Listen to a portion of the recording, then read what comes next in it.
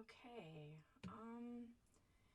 Looking like the audio. Okay, I wasn't sure if audio levels were there. My light keeps moving if I move around the screen. I'm Jay Cherry, live in the studio. Got Mr. Sparks in the house. How you doing, Mr. Yeah, good Sparks? night. Your lighting looks better tonight. It's actually brighter. When I say good night, I mean hello. You meant hello. Yeah. It's good night. Well, it's good night. It all depends on how you look at it. Is the glass half empty or is the glass half full? And let me just go on here real quick and make sure this is public. So, lots of stuff going on in the COVID 19 situation that we have here. Oops, let me fix this here. So, there's an article that I found online from one of my favorite investigative journalists, Jeffrey Jackson. He didn't write it, but he shared it. This article is by John Martin, and it is about the director of The Who, and I'm totally going to mispronounce his name, but let me just go in here and open this up publicly so we could share it around. So it's a really scary time that we're living in. It's very unnerving to be in a place where, you know, we're living under this quarantine. It's like it's a serious quarantine. And I really just upset about, I'm sorry guys, I'm also kind of trying to get this situation together here. So we're living under this quarantine, and there's a lot of questions that I have about why, for the first time in the history of all of humanity, dealing with diseases from time immemorial, where we are quarantining healthy people under the assumption that healthy people spread disease. Here's the thing. The science isn't settled, okay? So to quarantine healthy people just is really a very harsh thing to do. Our economy is crashing. So there are a lot of people who aren't affected by the economy crashing. They have their jobs, they have their security, it's inconvenient, they're home, they're bored, but they're not worried that they applied for unemployment in the state of Connecticut and it's going to take 5 weeks to get unemployment in the state of Connecticut. I don't know how other states are. They're not worried that their mortgage is only deferred for 3 months. So if you can't pay your mortgage, what the state of Connecticut has done is they've worked with the banks to give you a deferment. So I'm understanding that means that if it's a deferment, when the crisis is over, you're going to have a backlash of debt, even though you've been out of work, not by your choice, but because the state of Connecticut has deemed your employment non-essential.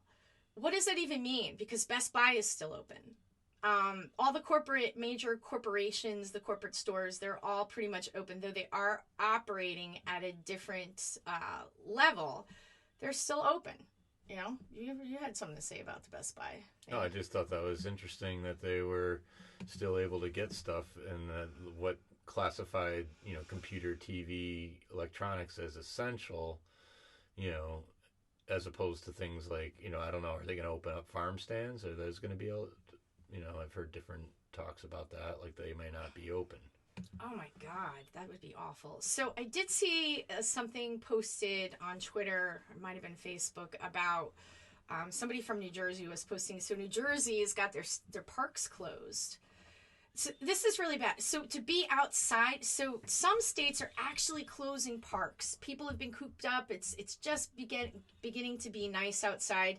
So some states are even closing parks. And like here in Connecticut, a family was out, like a family of 4 or 5. They were out at a park, and somebody called the cops on them. There was a father in Kentucky who was arrested in front of his 6-year-old daughter for being there with his wife playing. That was Colorado. Was it Colorado? Sorry about that. Yeah, you're right. It was. What was it? Littleton, Colorado. Littleton, Colorado. You're so on the spot with the facts. I love that. I read that. Yeah. I did read it, and I forgot what city or what. It was an state. outrageous thing because there was 3. There were 3 of them. 3 of them: wife, father, and daughter. Daughter was 6, I believe, and I think what happened was they're playing t-ball, and according to the rules that they had in place. There was 4 or less were to be allowed to attend, so they weren't really breaking any of the rules that were being suggested, as they say. But for some reason, the dad got arrested, and he was held for about 10 hours, I think. It was, and then 10 hours? I could be wrong on that. Don't quote me on that one, but he was definitely detained, and they let him go because they really didn't have a leg to stand on, because he didn't even break the rules of what was on the sign of the park. Then there was mention that the police were very in his face, and were like touching. Sorry about that. I didn't mean to distract you. Yeah, they're touching him, and they seem to be breaking. They didn't seem to be actually concerned about spread of a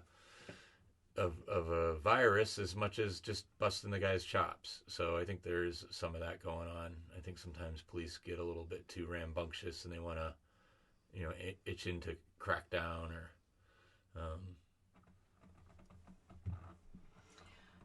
Yeah, no, it's a little bit over the top and out of control. So there was a mom that was arrested in L.A. for a birthday party. She was at a birthday party. The police were called, and she was arrested and thrown in jail and lost her job because her job was afraid of having her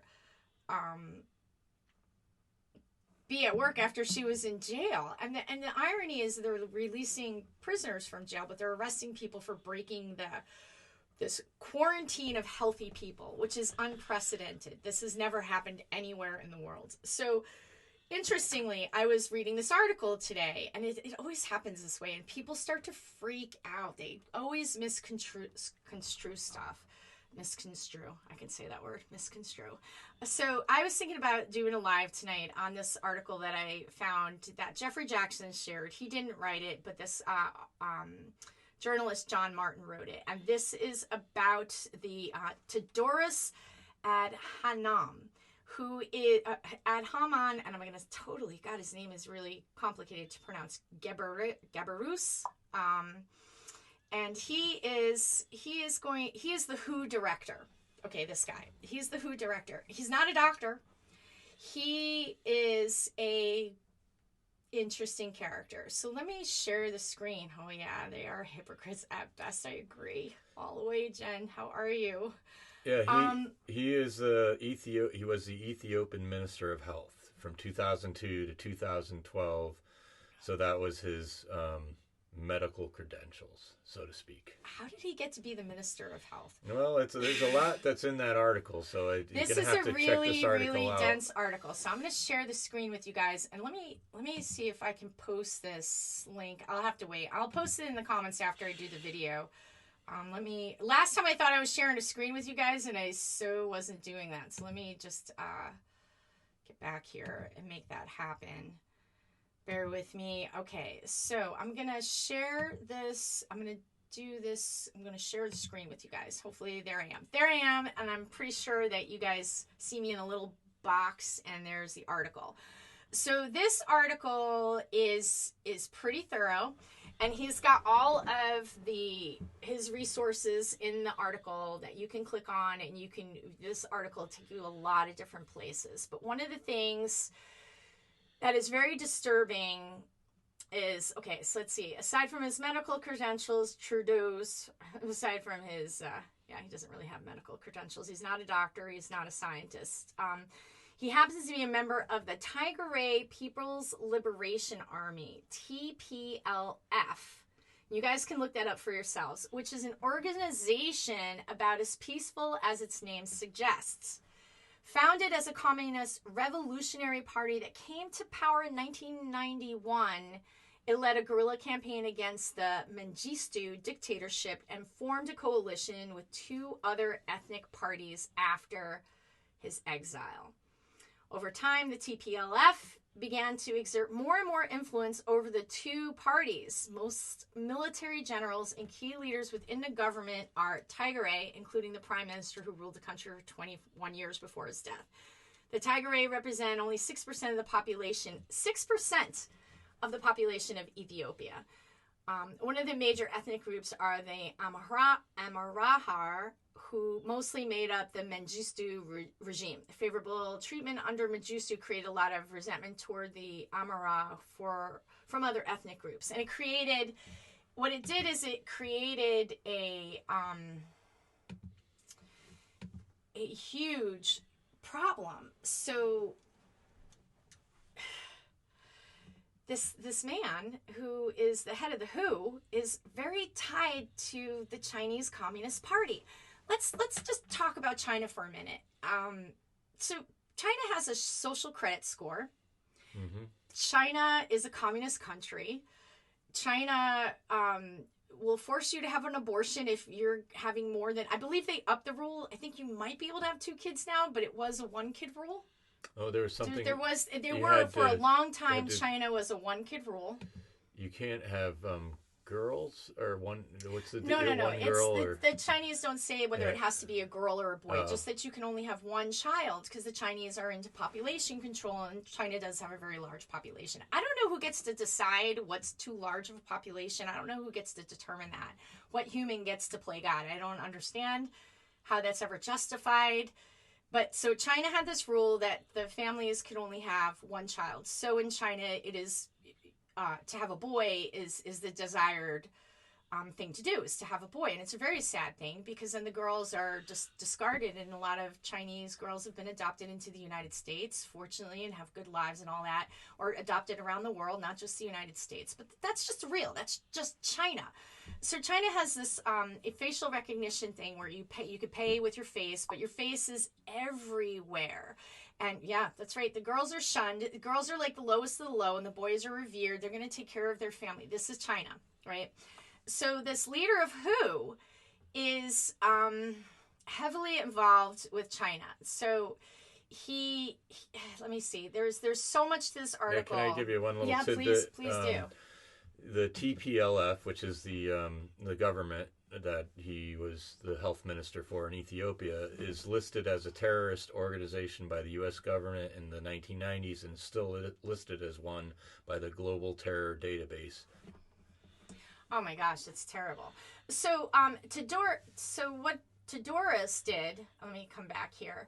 So what Tedros did, I'm going to pull and share the screen. So hopefully you guys can see the screen while I'm reading it to you and be able to read it to yourselves. Okay, so what he did is so the TPF led the government, including noting that the birth rates in Abarama region were far lower than those experienced in other regions. They wanted, again, to control the population. They noted at a session in Ethiopian parliament that around 2 million Amhara were found to have disappeared from the population census, okay? Not content with denying aid to political dissidents, Tedros... Am I saying that? Tedros. Yeah. Tedros. Let me get that right. Tedros is the head of the WHO. He's the director of the WHO right now. Was also health minister at the time of Ethiopia, when the regime was accused of covering up epidemics. Okay, a cholera outbreak spread the region in 2007, infecting thousands in neighboring countries. When it spread to Ethiopia, the government simply renamed the outbreak and called it acute watery diarrhea, AWD. International organizations were pressured not to call it cholera, despite the UN testing the infected and finding cholera, and were pressured by government employees not to reveal the number of infected. Another stunning victory for the health minister, who today is the director of the WHO.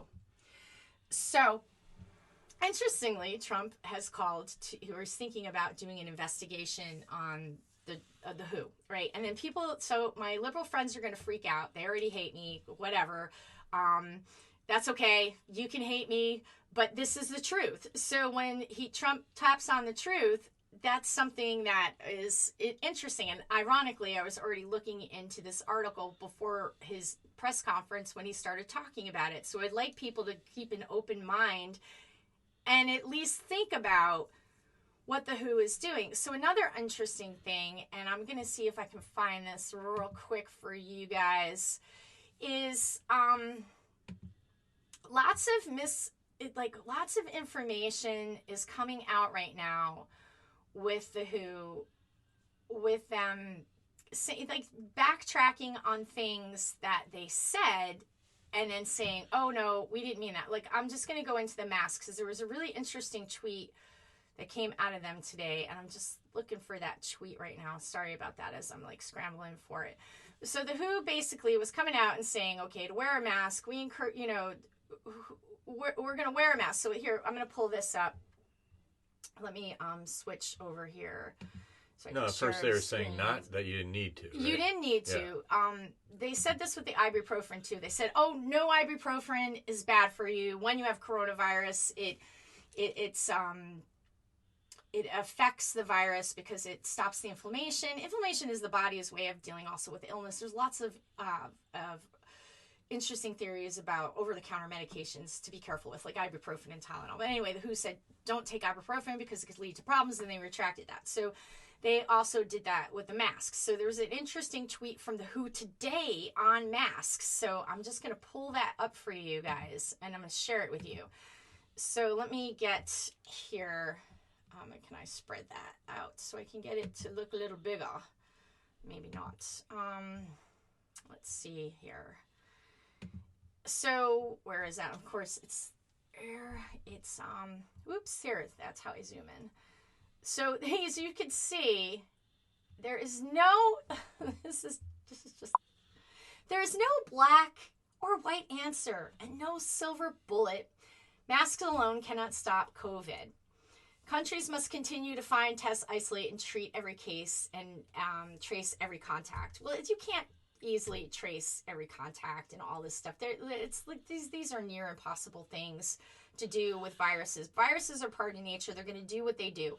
We are endowed with an immune system, and your best defense is a healthy immune system. And the best way to deal with any kind of epidemic or pandemic is to quarantine the sick, protect the elderly and the immunocompromised, and let the healthy continue working and doing what they're supposed to do and keeping the economy going. Now, for some people, a broken economy and losing their business is no big thing. You don't have a business that was affected by it. You're still working. You're still getting a paycheck. You're sitting in your slippers and you're watching TV every day and getting mad at Trump.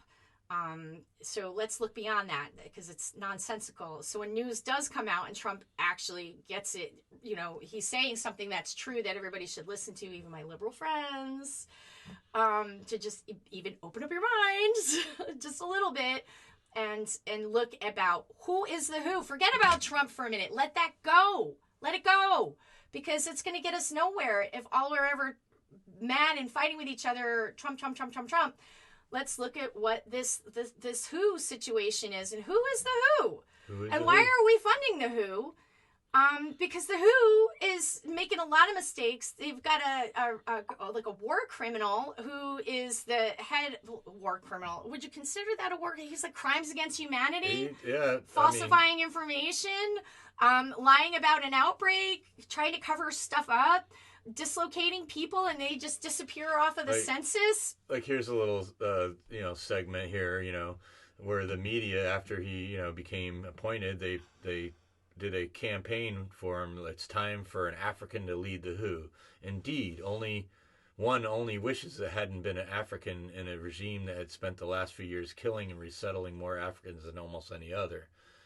So he's just associated, and the other thing is that he became a foreign minister, and just engaged in a lot of crackdown on journalists and all kinds of bad stuff that he's directly involved with in his country. It's articulated in the article pretty well, but that's the whole thing. The media has did a campaign to recreate his image. The media does that. So. Yeah, no. So how do they trace? Well, I was just watching this. There was an interview with a German scientist talking about tracking, the whole, how a virus spreads and tracking it. It's really impossible to track all the people you've come in contact with. There's one big factor, if you don't mind me interjecting. No, one not at all. big Please factor is that, I hate to break it to you, but governments traditionally lie and cover up what's going on. And that's like going back to the Spanish flu. I mean, now it's commonly accepted that it started in America, but because Spain was the first one to try to, hey, we got a problem, now it's the Spanish flu. See how that works? No, and this is pertinent to now. A lot of outlets have pointed out that the director general, this is how the media tends to spin things, has little power over actual policy in the WHO. So this is like how they sort of justify this ugly past, like he doesn't really have any say. Yeah. Which is kind of nonsensical. He's the director. This misses the point that the organization is accepted as a global authority on matters of health and advises world governments. The mismanagement of the WHO through people like Tedros has totally exacerbated the global coronavirus pandemic. Not only did Tedros find every opportunity to praise CCP, Chinese Communist Party, handling of the crisis, even as doctors were being arrested, people welded inside their homes. He also gave completely contradictory advice. First saying that countries should not restrict travel to and from China so as not to be discriminatory, which is what Trump has been saying in his press conferences. He keeps saying, hey, I closed it despite of the WHO, which is true. It's true. It's true, like it or not. And also... what else are they saying? And then chiding them for not doing enough to prepare. So he walks that back, goes the other way. The virus is only named a pandemic a few days ago at the time of writing after infecting 140 countries, which is 70 more than it took for swine flu to be declared a pandemic. So it's just a failure that they've, there's like, which is something that, it's ironic. Trump keeps pointing out that how they mishandle it. So now he's going to look into why are we funding this group if they're so wrong.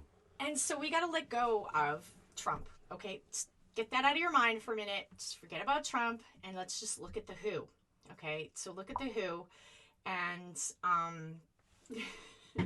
so let's look at the WHO and let's talk about this. So they said, so this tweet came out from them today, where masks alone cannot stop the COVID pandemic. Countries must continue to find, test and isolate and treat every case and trace every contact. I think I did already read that one to you, but there's like a whole thread in this tweet, and I'm going to pull this up. Let me share the screen with you guys. Let me share the screen. So here he is. This is, here he is. Here, let me shrink him down. And here. So there is our man, and he's a character. This is like, why isn't it scrolling for me? Unfortunately, I'm having a problem here. I'm not sure why the thread isn't showing. So if you're on Twitter, you could see this tweet, and unfortunately, I'm in like a little technical glitch getting this to scroll right now. I'm not sure exactly why that is. So basically, the gist of the tweet is like the whole mask thing. So this has become a thing in Connecticut after the governor had a press conference, and he did an executive order the next day at a press conference and said that a baby died from COVID, and that wasn't true. I've gotten a lot of flack from people about that. People get really upset. And it's just, I'm just looking for the information and to find out what is real. And I know a lot about health and the immune system. No, I'm not a doctor, but neither is Bill Gates, and neither is the director of the WHO. I do a lot of reading about health. I'm a mom for 28 years. I have all these kids who've had various different health problems, including some serious ones. So I spend a lot of time reading about the immune system and researching it. And one of the most wonderful things about being a mom in the age of the internet is access to tremendous amounts of information. I'm not talking Google or Wikipedia, which, by the way, Wikipedia, who people cite Wikipedia as a source, like a viable source, it's got its ups and its downs. My children's school does not allow the children to cite Wikipedia because it's not factual all the time information, leaving out lots of stuff. And I found that myself, looking up things and going and seeing an article in Wikipedia and saying, that's not what I knew. And then, yeah. So check your sources, because what were you saying? You brought up a really great point about Wikipedia. I did. You did. WHO, CDC. Oh yeah, that's who they were citing. You Yeah. know, that they were citing the WHO, which is what we're talking about now, and they have they're riddled with scandals. Basically, what this article was saying, it's been going on for a while. And how did Tedros become the WHO director? It's an interesting story. Here, let me go back to the article here. Show this, share screen. So he was like appointed. He's not a doctor. And so there was so let's just read a little bit more about him. So he knew people, and he knew the right people, and got in. So there's a deadly famine that struck Ethiopia in the 1980s, forever associated the country with the word. Remember, like starving like an Ethiopian? Yeah. People would say that in the 80s all the time. Mm-hmm. Or how well, the WHO itself, after pages of gushing reports on how well Ethiopia's health sector was doing, admitted in 2016 that at least 8.6 million people, I'm sorry, I didn't mean to do that. 8.6 million people still needed food to survive, and that the situation had not improved at all for at least 4 years. So at the end of Tedros' illustrious term in office, he could boast a mere remaining 8% of the population who had left to starve to death without foreign aid. But after shining accomplishments in health, Tedros had bigger fish to fry. In 2012, he was appointed foreign minister, and there quickly followed a crackdown on journalists and government opponents in the country in an attempt to extradite those who fled to Yemen in exile. This is such an important article. I really hope that you guys go out and read this article. I wish I could easily put this in the comments from the computer. I will add it to the comments. When I'm done with the broadcast. But this article came out as John Martin. It was on Twitter. Jeffrey Jackson shared it like yesterday, and I read it last night, and I was like, I want to do a video on this. I want to talk about the WHO director.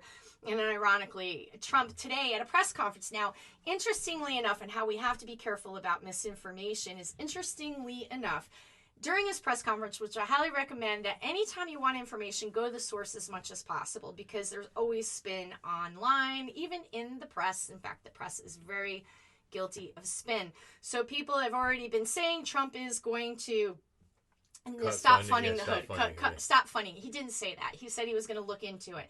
Good. I hope that he does, because I really think that we should stop funding the WHO. I really think that we shouldn't have the WHO or the UN telling us how to live, or what our health care policy should be, or what we should be doing, or what's going on, because I don't trust the WHO. So everything that's coming out of the WHO, which is funded by the Bill and Melinda Gates Foundation. The Bill and Melinda Gates Foundation is funding a large portion of the WHO's budget. A large portion of the WHO's budget. So here's a little tidbit about it too, is like, because they were really facing no rise in budgets during the 1990s, they turned towards the corporate sector for additional funding, and by 2008, corporate donations made up to 80% of the organization's budget. Wow. So, according to health researcher Sonia Shah, the role that large drug companies played in shaping global health policy created a serious conflict of interest. On one hand, to improve the company's public image, but on the other, to protect their financial interest. So, there's all kinds. They led to cases like lobbying to weaken patent laws for new drugs in India, blocking laws in South Africa that attempted to make HIV treatment more accessible. So there's all these things, and then they go on to how the Bill and Melinda Gates Foundation played a large role in promoting Tedros. After their large investments in healthcare programs in Ethiopia with Tedros had facilitated, the foundation was keen to promote similar programs on a global level and donated billions to the WHO towards this end. Yep. So that's, and they definitely had, some say in their, appointing. Yeah, they sure did. So it's all BS. He's there. Bill Gates is funding it, and yeah, they're calling all the deaths. So the CDC came out with something, and they're just like, anybody who dies, you could die in a car accident, and it could be COVID. Like this baby who Candace Owens is saying she's got the intel. Hey, Candace Owens is from Connecticut. She has 2 sisters that just gave birth. She knows somebody who gave her some information that she's pretty solid on. Whatever, we need to investigate. But she's saying that baby suffocated, and the governor is saying that it is COVID-19 death. Now, not only that, but Matt Carter of the Public Health, in a press conference later, the governor walked it back, and the Department of Public Health head, Matt Carter, said, well, we don't know. That's up for the medical examiner to determine if the baby died from COVID, and we won't know that for months. But Governor Lamont did a press conference and said that baby died from COVID-19. And then the next day, our grocery stores have like this strange like arrows. And now, here's another thing, speaking of grocery stores. So all over the media, it's like, don't go to the grocery store. What about the people who have to work there? What about the people working there? How do they feel that, the grocery store is the most contaminated place. You can't go to the grocery store. It's like, what about the people that are working there? Like, this is awful. This is just like, what have we become? And then people are just like turning out. You can't have a conversation without people like freaking out. It just blows me away. I never thought in a million years that we would be in a situation where you can't have a discussion with it. People want to debunk what you're saying. Debunk Snopes. Snopes is junk. If you're relying on Snopes for fact checking, you got to really do a better freaking fact check. You got to really look. Information is all over the place. Who am I? I'm no expert. I just ask questions. That's just what we do. We ask questions. I'm an activist. I'm a writer. I'm a journalist. That's what I do. Do I know everything? No, but I have a lot of questions because things are not adding up. And I see an economy crashing, and I see a wealthy class of people who are sitting home, aggravated that they can't go out, and telling everybody else, you just got to sit home. And yeah, there are other people staying home, and, they can't put groceries in their fridge. So they're stressed out. Domestic violence is on the rise. Child abuse is on the rise. We're going to have depression, anxiety, and suicides on the rise. We're going to have all these other health issues from a crashing economy. My grandmother grew up into depression. She told me lots of stories about growing up into depression. We're there. I don't see how we bounce back from this very easily. I don't know how many businesses are going to close permanently. I don't know what the economic consequences of this are. All I know is that Bill Gates is not a doctor nor a scientist. Bill Gates heavily funds the WHO. This guy, Tedros, is like, he should be at the end of the article. I'm just going to read you the last paragraph of the article and then we're going to close the show. Because I think this is really poignant, and I really want you guys to read this article. This is John Martin that wrote the article. And we should educate ourselves, because I really don't want the WHO telling Americans how to live. I don't want the WHO. I don't want the UN. I have enough problems with the CDC and the FDA, let alone the WHO says, yeah, ibuprofen's safe. No, it's not safe. Actually, I read another article about ibuprofen and COVID, and I wouldn't take that. I wouldn't take it. Okay, I don't take that stuff anyway. I avoid it as much as possible. Okay, once in a maybe blue moon, definitely not for viral stuff. So when you have a virus and you get a fever, your body is trying to correct itself. If you have a dangerous fever, you can tell. I'm not going to get into all that. I'm not a medical doctor. I'm not giving you medical advice, but there's a lot of research you can do about how to help your body move through viruses. Healthy people, not people with underlying medical conditions or immunocompromising. That's a whole other different ballgame. I'm talking about normal, healthy people, not that anyone else is abnormal. You got to be so careful with how you talk today. You just can't say things, because if you say things and you're offending someone, this is nuts. So let's see. This is. I love this part of the article. It's like the last paragraph. I'm going to leave you with this, and we're going to close out the show. And I'm going to put a link to this article in the comments. In a sane world, instead of leading a global organization, Tedros and his cronies would be put on trial at the International Criminal Court, tried for his crimes, and if found guilty, should spend the rest of his life in prison. Tedros, jailed journalist. Tedros lied about outbreaks, covered things up, is responsible for massive death and starvation in Ethiopia. Tedros, who is heavily involved with a terrorist organization, heavily involved with the Communist Chinese government, helped the Communist Chinese government conceal the outbreak when it first started. This is the director of the WHO. You decide. Read the article. Who do you want living in a constitutional republic? Because let's get this really straight. We live in a constitutional republic. We are endowed with inalienable rights. These are basic human rights. We have a constitution and a bill of rights. We have certain freedoms where our founders put these rights together. Like, this is like a big deal. So yeah, I know they were all white guys. See, that this is the scariest thing, because took over the land, the Indians. Yes, I get all that. There's a very dark, ugly history, but the Constitution itself is a beautiful thing that grants us freedom, that gave the slaves freedom, that gave the women the right to vote. Not just gave it to them, gave the tools to the people to have those rights, because they are our rights by God.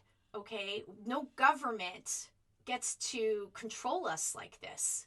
If I want to open up my business during a pandemic, I should be able to. I have an immune system. I'm not spreading disease. If I'm sick and coughing and snots are coming out all over my nose and I'm coughing and sneezing all over, yeah, I should not be in public. But if I'm not sick, asymptomatic carriers, do you know how scary that is? Because we are all asymptomatic carriers. Any one of us at any given day of the week will test positive for viruses and bacteria in our body. That's our immune system. I have another article about that I'll do a video on. I'd love to share it with you and talk deeper about that. So in a sane world, instead of leading a global organization, Tedros and his cronies would be put on trial at the International Criminal Court. That is the head of the WHO. This article is by John Martin. I highly suggest that you go look at it. And I hope that we can come out of this awful lockdown without having to have a digital ID 2020. Go look up ID 2020. And a mandatory vaccine for every man, woman, and child on the planet. That's what this is all leading up to, because how does anyone know if you're healthy? Oh, you know what? There's just one last video I just want to show you guys, if I can do it really quickly without it. Oh, it's not going to be easy, is it? Okay, yes, it is. Let's just close on this, and then I am going to really close. I just want to share this with you guys, because this was really just absolutely disturbing. Where did it go? So here it is. So let me just share this. Here we go. So a few people recently have been calling for some scary stuff. Check out this little video. Let me see. Why isn't he playing? All right, maybe it's not going to work for me. Why isn't he playing? Let me see. There he is. Why does Twitter do that to me sometimes? Hopefully I could get it to play for you. Basically, if I can't get the video to play for you, he is this guy. There was also a UN guy from... He's going to look the same on the other side of this pandemic. Here, let me get it from the start. Do you think that this global economy is going to look the same on the other side of this pandemic? Are those jobs actually going to exist for people to go back to? I have good news for you, Margaret, because there is a solution using available technology today.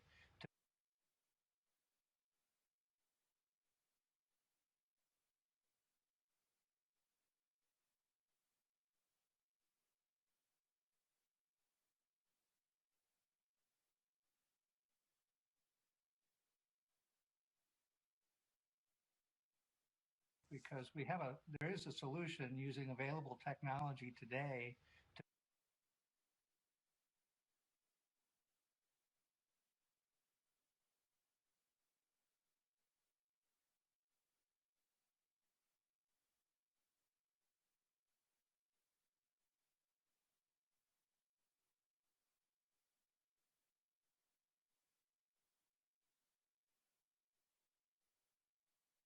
Look the same on the other side of this pandemic? Are those jobs actually going to exist for people to go back to? You know, I have good news for you, Margaret, because there is a solution using available technology today to fix the economic part of this problem. The solution is universal testing.